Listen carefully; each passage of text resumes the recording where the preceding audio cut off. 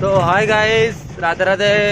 आज दिन स्टार्ट होची घंटियाड़ी भितर आ घंटियाड़ी ग्रामर जो रास्ता रास्ता देखिए मन पूरा खुशी कहीं गाँव में रास्ता जमार हो पारुनी। तो सी जहाँ आम गाँव तो रास्ता हो पार घंटियाड़ी गाँव कथा कौन कौच। तो भाई मत कॉल करते आसिक पलंक गोटे जीव तो भाई घर को जाऊँगी। तो आसिक गाड़ीटा को बाहर छेड़ा करके भीतर को पशि आसती आर सीएनसी मेसीन काम होता देखुली। जे आपणकर जदि सुलभ मूल्य जिनस पाइबा चाहते हैं ये कंटाक्ट करूँ।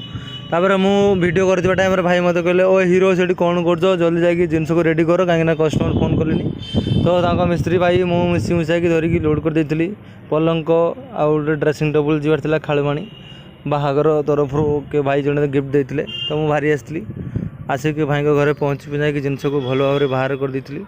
तो भाई मैंने सब थे धरी धरकी बाहर करने तापर मुझे पलि आसती। तो आज के दिन ये विदा देवा रही जय जगन्नाथ।